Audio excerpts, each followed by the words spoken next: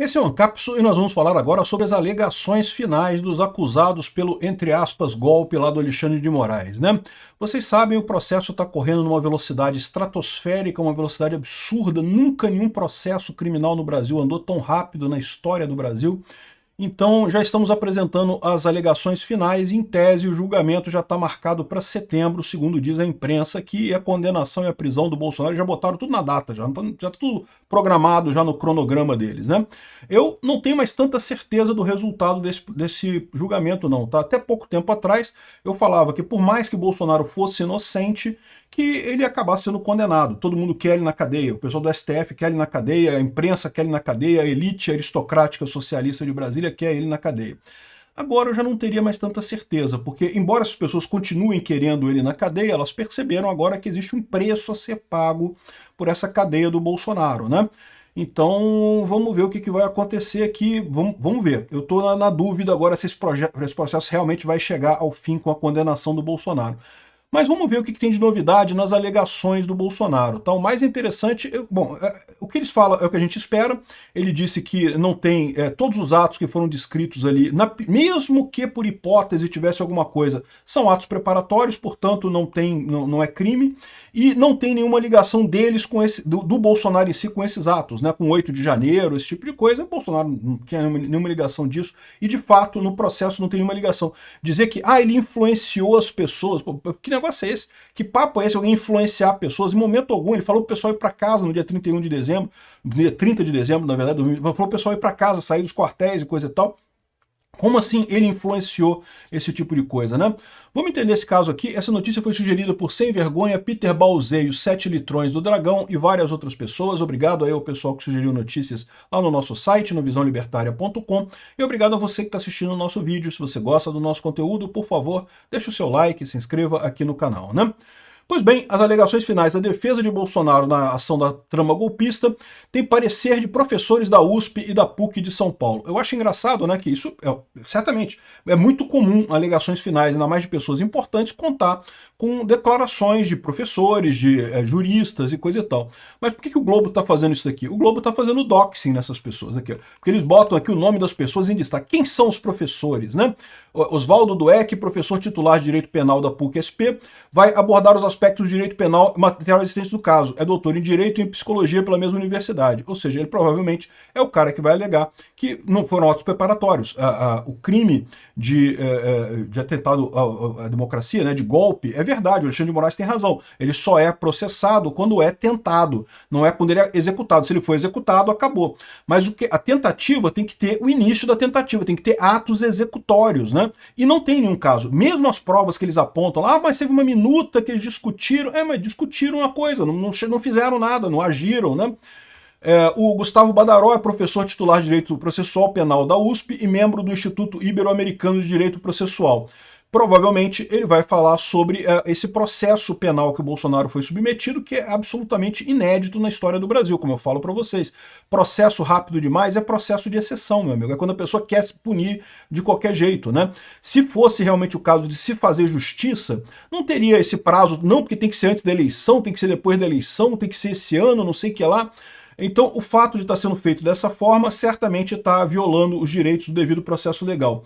E o Fernando Capês, que é titular da Escola Superior do Ministério Público de São Paulo e foi deputado também no 3º mandato e coisa e tal, enfim, são os pareceres de professores da USP e da PUC que vão estar nessa... Já estão, né? Já foi entregue a alegação do Bolsonaro, as alegações finais, né? As alegações finais são tipo assim, o fechamento da parada. Olha só, finalmente eu digo isso, isso, isso. E o que eu acho engraçado é que a imprensa, ela tá tão torcendo contra o Bolsonaro que ela inverte a ideia aqui, né? As alegações finais, quem alega por último é sempre a defesa, né? Porque a ideia é, se for haver algum erro, é melhor você libertar um acusado do que você prender um inocente, né? Você estaria fazendo mais injustiça nesse caso. Então quem fala por último é sempre a defesa, mas não na reportagem do jornal, que a reportagem fala sobre a alegação e no finalzinho fala aqui, mas a PGR falou que a liderança sobre o movimento golpista, o controle exercido sobre manifestantes e instrumentalização de instituições estatais para fins pessoais e legais são elementos que comprovam a responsabilidade do réu nos atos de subversão da ordem democrática, disse o PGR. O que isso quer dizer? Não quer dizer nada. O Bolsonaro falou pro pessoal ir embora. Que história é essa de que ele usou as coisas e não sei o que lá? Cara, não tem lógica nenhuma. Mas pro jornal é a última coisa que ele fala aqui, ó, subvertendo a lógica da defesa, né? Mas beleza, ninguém tem dúvida de que a imprensa, se depender da imprensa, o Bolsonaro seria acusado. Aliás, ele fala isso. Na acusação dele, ele diz que ele negou o golpe, evidentemente. Como eu falei, ele colocou aqui ó, as alegações finais dele, ele coloca aqui, o réu jamais aderiu a qualquer suposta conspiração. As acusações são frutos de ilações e interpretações de atos e falas descontextualizados, né? Não há nos autos prova idônea que demonstra que Bolsonaro tenha, de qualquer forma, atentado contra o livre exercício dos poderes constitucionais, tampouco instigado o terceiro a fazê-los. E, de fato, não fez.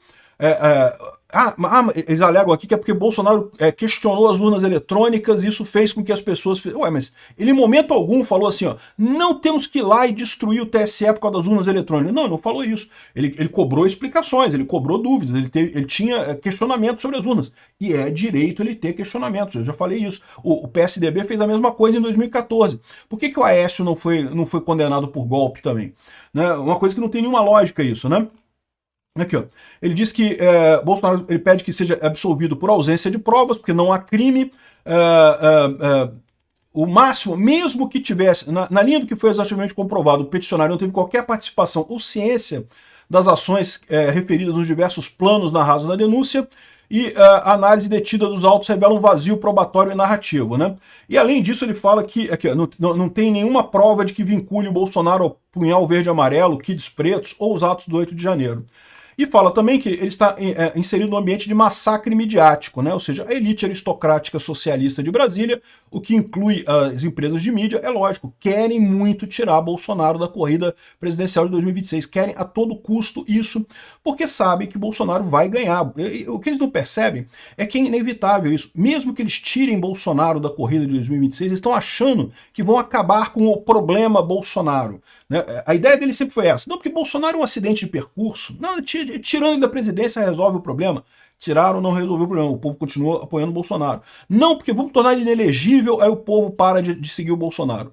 Não mudou nada. Enfim, aí inventaram, né? Importunação de baleia, roubo de joias, eu não sei o que. Aí inventaram um monte de coisa que não tinha nada nisso daí. Essa questão, com isso, prendendo o Bolsonaro, eles conseguem fazer com que o povo deixe de gostar de Bolsonaro. Não vai acontecer isso. Ao contrário, o que vai acontecer é mais revolta popular a favor de Bolsonaro. Uma reação muito pior no futuro. Ok, pode ser que se esse processo de fato prender Bolsonaro, ele não consiga concorrer em 2026, isso não quer dizer que não vai criar um problema muito maior à frente. Eles estão achando que eles vão resolver esse problema, não vão resolver esse problema com esse plano totalmente sem sentido, essa coisa que não tem nenhuma lógica, né? Mas a imprensa está embasada nisso daí, né? E também ele diz que mesmo que essas coisas todas fossem provadas, não tem, tudo que aconteceu foi no máximo planejamento, não teve nada de execução. Então que lógica que tem isso daqui, né? Não tem por que o Bolsonaro ser acusado de qualquer coisa nessa história, todo mundo sabe disso. Ele também lembra que ele começou a transição rapidamente. De fato, na semana seguinte ao resultado das eleições, ele já começou os processos de transição, já conversou com a equipe de transição do Lula, ou seja, não teve demora nenhuma. Se ele quisesse dar um golpe, por que ele faria a transição tão facilmente? Não teve problema nenhum, já começou a transição, já fez a coisa toda, né? Enfim, realmente é a perseguição clara esse processo contra o Bolsonaro. Bom, além disso, o que tem de informação interessante nas outras alegações finais, porque todos os réus têm que apresentar as alegações finais, tem a questão da crítica à imparcialidade de Moraes no STF. Boa parte dos réus acusaram o Alexandre de Moraes de estar pessoalmente envolvido no caso e que, portanto, como é que pode ele ser o juiz desse caso em que ele estaria envolvido e que supostamente um dos planos malucos lá envolvia justamente matar o Alexandre de Moraes? Como é que ele pode se achar né, isento a ponto de julgar esse tipo de coisa? Mas não só isso, o comportamento do Alexandre de Moraes é muito claro, é muito impressionante. Quando teve aquele vídeo que ele apresentou, logo no início do recebimento da denúncia, né? Ele mostrou um vídeo do dia 8 de janeiro, uma coisa que, caramba, não estava nos autos. Se a promotoria, se o PGR quisesse mostrar aquilo, já seria um absurdo, porque não está nos autos. No entanto, o juiz mostrou o vídeo para dizer que não foi um passeio no parque, foi um ataque, quebraram coisa, quebraram minha mesa aqui, não sei o que lá e coisa e tal. Ou seja, esse pessoal, o Alexandre de Moraes está envolvido, está julgando com a bile. E nesse jeito nunca vai ter justiça no final das contas, né? E isso foi uma crítica de várias pessoas, né? E particularmente interessante foi a alegação final do Braga Neto, que diz que o Mauro Cid foi obrigado a mentir. E é verdade, né? O Mauro Cid foi obrigado a mentir. Ou seja, ele aqui está falando uma coisa que eu acho interessante, porque eu falei isso também. Muita gente critica o Mauro Cid, dizendo não, que o Mauro Cid entregou os amigos, que não pode, que cara errado, não sei o que lá. Sendo que, meu amigo, ele foi torturado, cara. Ele foi torturado. Você não pode culpar a pessoa por isso. Ele foi torturado. Ele foi obrigado a assinar esse troço. E é o que diz o Braga Neto nas alegações finais dele, né? Cada réu faz as suas alegações finais em separado, mas todas elas têm esse ponto em comum aí nessa história, né? Bom, de novo, isso aqui não quer dizer nada porque esse processo não é jurídico no final das contas, é um processo midiático e político. Até um mês atrás a minha visão é que não tinha nenhuma chance, o Bolsonaro iria perder, ia ser condenado e coisa e tal, né? Mas agora eu já não sei, porque justamente o que importa nesse processo não é os argumentos jurídicos. Este não é um processo jurídico, são os argumentos políticos. Olha só, o Brasil vai se fuder se condenar Bolsonaro, é o que diz o Trump, né? E aí vamos ver se esse argumento encontra eco na cabeça dos idiotas lá do STF.